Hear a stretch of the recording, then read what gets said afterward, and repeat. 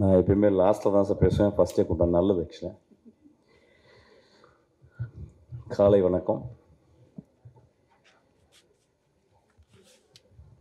ஒரு ரொம்ப வருஷத்துக்கு முந்தைய, ஒரு 12 வருஷத்துக்கு முந்தைய, 10 வருஷம் இருக்குன்னு நினைக்கிறேன். நான் ஒரு கதையை போய் நான் தானு சார்கிட்ட சொன்னேன். சொன்ன உடனே தானு சாருக்கு அந்த கதை பிடிக்கல. சொன்னா, தம்பி இந்த கதை என்னால் பண்ண முடியாது அப்படின்னாரு. அந்த படம் தான் நந்தலாலா. ஒரு 10 வருஷத்துக்கு அப்புறம் தானு சாரை திரும்பி மீட் பண்ணி பேசும்போது நம்ம ஒரு படம் பண்ணலாம் தம்பி அப்படின்னாரு. அப்போ நான் கதையை சொல்லலை அவருக்கு ஆக்சுவலாக. இல்லை சார், நான் 10 வருஷத்துக்கு முந்தைய ஒரு கதை சொன்னேன். அந்த கதை உங்களுக்கு ஏன் பிடிக்கலன்னு எனக்கு தெரியும். ஏன்னா 10 வருஷத்தில் நான் புரிஞ்சுக்கிட்ட ஒரு விஷயம் யார்கிட்ட போய் என்ன மாதிரி கதை சொல்லணுன்றதை புரிஞ்சுக்கிட்டேன். அது ஒரு சின்ன எவல்யூஷன். அது ஆங்கிலத்தில் பிச்சிங்னு சொல்லுவாங்க. நான் பிச் பண்ணது ரைட்டான கதை இல்லை சார் உங்கள்கிட்ட அப்படின்னு சொன்னேன். இந்த கதையை அவர் கடைசி வரைக்கும் இன்றைக்கி வரைக்கும் அவர் கேட்கவே இல்லை. விஜய் சேதுபதி மட்டும்தான் சொன்னேன். நான் எப்பொழுதுமே தானு சாரை நான் உயரமாகவே பார்த்து கொண்டிருக்கிறேன். நான் சினிமா சேர்றதுக்கு முந்தி அவருடைய படங்களுடைய போஸ்டர், அவர் எப்பயுமே ஒரு தமிழ் சினிமாவின்னு ஒரு மிக மிக ஒரு ஈஸ்தட்டிக் சென்சிபிளோடு இருக்கிற ஒரு ப்ரொடியூசர். ஒரு நாளைக்கு 2 தடவை என்னுடைய ஆஃபீஸ்க்கு வருவார். நான் என்னை வரவே அலோவ் பண்ண மாட்டேன். நான் வரேன் சார் ஆஃபீஸ்க்கு அப்படின்னா, இல்லை தம்பி நான் வரேன். காலையில் ஆஃபீஸ்லேருந்து என்னை பார்த்துட்டு அப்புறம் நைட்டு பார்த்துட்டு போவார். நான் இத்தனை படங்கள் 27 வருஷம் நான் சினிமாவில் இருக்கேன். 18 வருஷம் நான் டேரக்டராக பண்ணி முடிஞ்சிருக்கேன். தானு சார் மாதிரி எனக்கு ஒரு சுதந்திரம் கொடுத்த ஒரு ப்ரொடியூசரை நான் பார்த்ததே இல்லை. ஏன்னா அவர் ஒரு படத்தை அவர் எப்படி எடுக்கிறாருன்னா, இப்போ இந்த படத்தை பற்றி மேக்ஸை பற்றி சொல்லும்போது, தம்பி ஒரு கதை ஒரு பையன் சொன்னான் தம்பி, அது ரொம்ப நல்லா இருந்துச்சு பார்த்தார். He always dreams about stories. அவருடைய இன்டர்வென்ஷனும் பார்த்தீங்கன்னா ஒரு க்ரியேட்டிவ் இன்டர்வென்ஷன் தான் இருக்கும். யூஸ்வலாக ஒரு டேரக்டர் அப்படின்னா ஒரு படி வந்தால் பிறகு we unknowingly will become arrogant. We never listen to some people's counsels. But நான் சின்ன வயசு ஃபஸ்ட்டு படத்தில் தான் அப்படி கிடையாது. என்னுடைய அசிஸ்டன்ட் டேரக்டர் தான் என்னுடைய முதல் கவுன்சில்ஸ், என்னுடைய ஜட்ஜ்மெண்ட்ஸ் எல்லாமே அவங்க தான் கொடுப்பாங்க. அதுக்கப்புறம் என்னுடைய ஒரு 11 நண்பர்கள் இருக்காங்க உலகளாவி. ஸோ நான் ஸ்கிரிப்ட் எழுதி முடித்தவொன்னே ஒரு 11 நண்பர்களுக்கு நான் ஸ்கிரிப்டை மெயில் பண்ணுவேன். அவங்க படிச்சுட்டு சொல்லுவாங்க. ஆக்சுவலாக எனக்கு இந்த படம் ரொம்ப வித்தியாசமாச்சு. நான் ஒர்க் பண்ணுற ட்ரெயின் படம் நான் எல்லாமே தானு சார்ட்ட சொல்லுவேன். ஏன்னா நான் ஒரு இயக்குனராக மட்டுமே ஒரு 50 லென்ஸில் போட்டுட்டு நான் I'm seeing my world and my world. But ஒரு ப்ரொடியூசராக அவங்க sometimes they wear long lens, sometimes they wear 24 lenses. ரொம்ப அகலமாக பார்க்குறாங்க. நான் நேற்று தானு சார்ட்ட நான் சொன்னேன். ஆக்சுவலாக ஒரு படத்தை 3 விதமாக பார்க்கலாம் சார். ஃபஸ்ட்டு வியாபாரமாக பார்க்கலாம். 2வது அதுக்குள்ள இருக்க டெக்னிக்காலிட்டிஸ். 3வது அதோடைய கலைத்தன்மை. சில நேரங்களில் கலைத்தன்மை முன்னாலும் டெக்னிக்காலிட்டிஸ் மிடில்லையும், வியாபாரம் 3வது ஆயிடுது. ஆனால் இன்றைக்கி ஒரு சினிமா அப்படின்றது ரொம்ப ரொம்ப ஒரு காம்படிட்டிவான ஒரு எக்ஸ்ட்ராடினரி இண்டஸ்ட்ரி. பட் ஆனால் ரொம்ப காம்படிஷன். ஸோ அதை நிறுத்தி வெளியே கொண்டு சேர்க்குறதுக்கு ஒரு ப்ரொடியூசர் படுற கஷ்டம் நான் கற்றுக்கிட்டேன், நான் பார்த்துக்கிட்டேன். ஸோ இப்போ நான் என்ன பண்ணியிருக்கேன், அந்த ஷிஃப்ட்டை ஃபஸ்ட்டு ஒரு படம் அந்த படம் அந்த போட்ட காசை அவங்களுக்கு கொண்டாந்து கொடுக்கணும். ஒரு சின்ன லாபமாவது அவங்களுக்கு ஈட்டி கொடுக்கணும். பெரிய லாபம் ஈட்டணும், சின்ன லாபமாவது ஈட்டி கொடுக்கணும். அதுக்கப்புறம் அவருடைய டெக்னிக்காலிட்டிஸ், அதுக்கப்புறம் தான் அவருடைய கலைத்தன்மை. அந்த கலைத்தன்மையை ஒரு நல்ல டைரக்டர் சப்டெக்ஸ்டாக வச்சு யூ கேன் அச்சீவ் தட். நான் எதுக்கு இது சொல்கிறேன்னா, ஒவ்வொரு நாளும் தானு சார்ட்ட சில விஷயங்கள் நிறைய பேர் என்னை பற்றி சொல்லுவாங்க, நிறைய அரகண்டான டேரக்டர்னு. அஃப்கோர்ஸ் ஐ ஆம் in my own way to stick to my creative freedom. இப்போ தானு சார்ட்ட வரும்போது ஒரு தந்தை போல் என்னால் அவர்கிட்ட ஷேர் பண்ண முடியுது. ஒரு மகன் போல் அவருடைய எக்ஸ்பீரியன்ஸை அவர் கொடுக்க முடியுது. அப்படி தான் வெற்றி மாற்றி நடந்துக்கிறாரு, எல்லாத்தையுமே நடந்துக்கிறார்.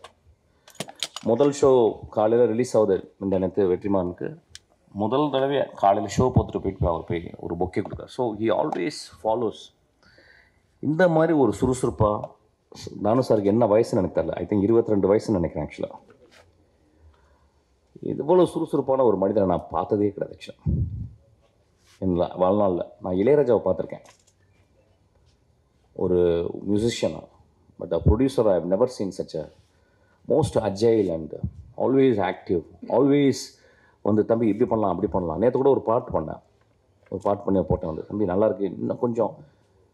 So he gives me more energy. அதை வந்து நம்ம ஒரு க்ரியேட்டிவாக நம்ம எடுத்துக்கணும்னு நினைக்கிறேன். ஆக்சுவலாக எனக்கு இந்த ஒரு this thing I learn from Thanu sir. I am so grateful to you sir. அப்புறம் இந்த படம் பார்த்தேன். இந்த படம் முத ட்ரைலர் வரும்போது ஐ நோ கிச்சா, அதாவது எப்படின்னா ஒரு தடவை நான் போய் அவர்கிட்ட கதை சொல்லியிருக்கேன்.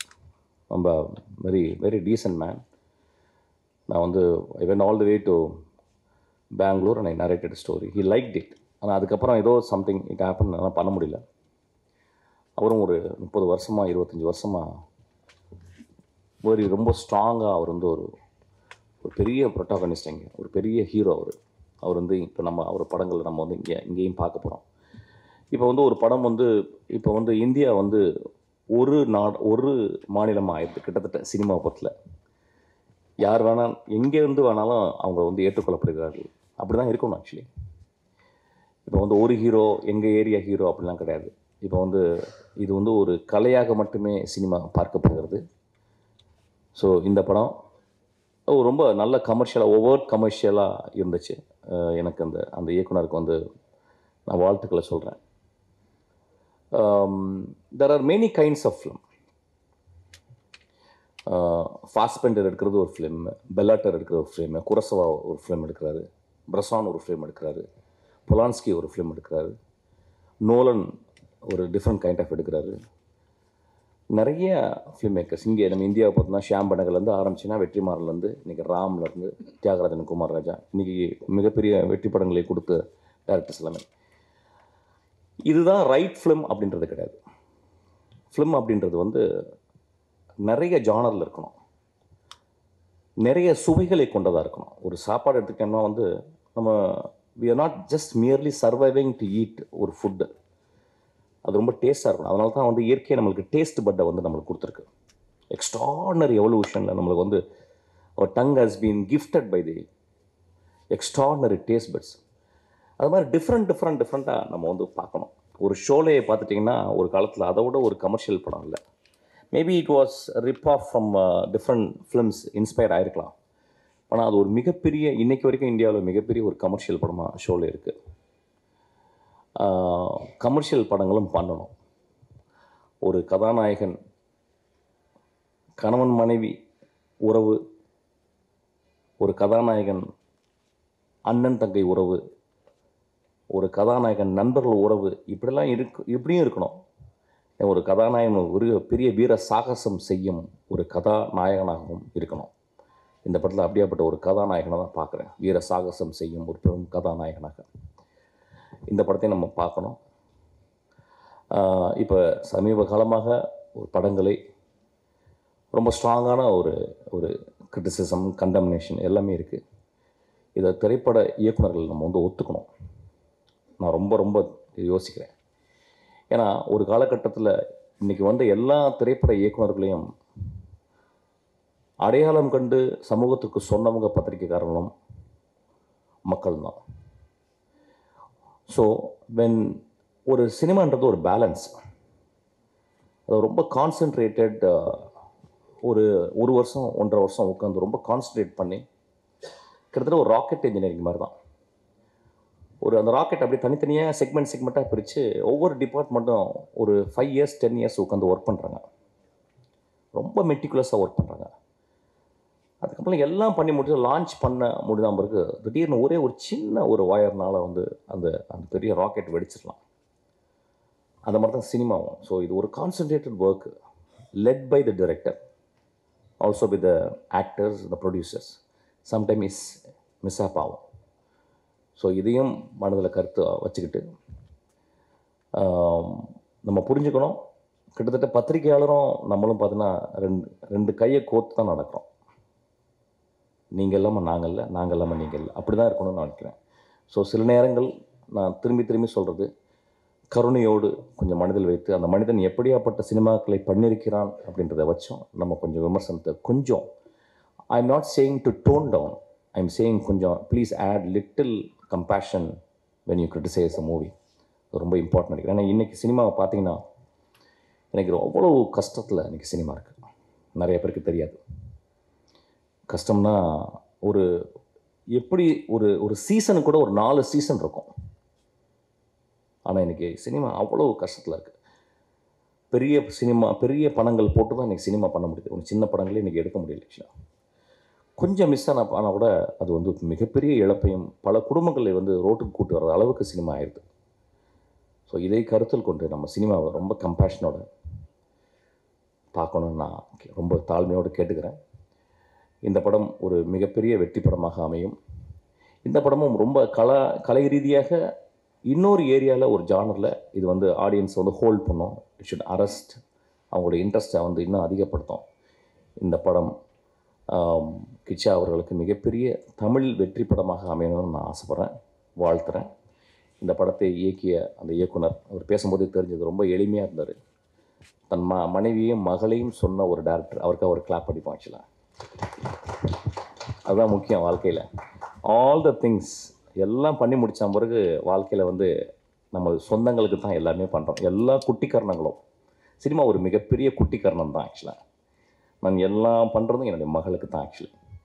ஸோ அது மாதிரி அந்த டேரக்டர் சொல்லும்போது எனக்கு ரொம்ப மூவ் ஆகிட்டேன். அதுக்காக இந்த படம் ஓடும் சார், பெரிய ஹிட் ஆகும் சார். வந்திருக்கோம் எல்லாருமே நான் ரொம்ப வாழ்த்துறேன். தானு சார், நீங்கள் எப்பொழுதுமே மனிதர்களை கண்டுபிடித்து அவங்க கதையை கேட்டு அந்த கதையை நேசித்து அந்த படங்களுக்கு வந்து உங்களுடைய சம்பாத்தியத்தை உங்கள் உழைப்பையும் நீங்கள் கொடுக்குறீங்க. உங்களுக்கு இந்த இயற்கையை உங்களை பத்திரமா பார்த்துக்கும் சார். இன்னும் ஒரு 50 ஒரு 100 வருஷம் நீங்கள் வாழணும்னு நான் வாழ்த்துறேன் சார். இந்த இயற்கையை சொல்லலாம் வந்து தானு சார் வந்து இப்படி மேடையில் புகழ்கிறாரு அவர் படம் பண்ணுறதுனால அப்படின்னு சொல்லிட்டு, அதில் ஒரு துளி கூட உண்மை இல்லை. நான் ஏற்கனவே அதான் சொல்லி ஆரம்பித்தேன். தானு சார் என் படத்தை பிடிக்கலன்னு சொல்லி வந்தார். இன்றைக்கும் அந்த படத்தினுடைய கதையை நான் அவர் சொல்லவே இல்லை. ஏதோ என்னுடைய படங்கள் வந்த விதங்களை பார்த்து எனக்கு ரொம்ப நேசித்து அவர் இந்த படத்தை கொடுத்துருக்காரு. இந்த படமும் நான் I don't say it's a great film, it's a very humble film, very form wise நான் நிறைய விஷயங்கள் ட்ரை பண்ணியிருக்கேன். அதுக்காக எனக்கு அவ்வளோ ஒரு நாள் கூட எனக்கு வந்து அவர் சளைக்காமல் நான் கேட்ட பணத்தையும் நான் கேட்ட டெக்னீஷியனையும் அவர் கொடுத்துக்கிட்டே இருக்கார். ஆக்சுவலாக I feel very proud to work under Thanu sir. நான் எப்பொழுதுமே நீங்கள் கூப்பிடும்போதும் உங்களுக்காக நான் படம் பண்ணுவேன் சார். என்ன ஒர்க் நீங்கள் கேட்டாலும் உங்கள் ஆஃபீஸில் வந்து நான் பண்ணுவேன் சார். Thank you so much.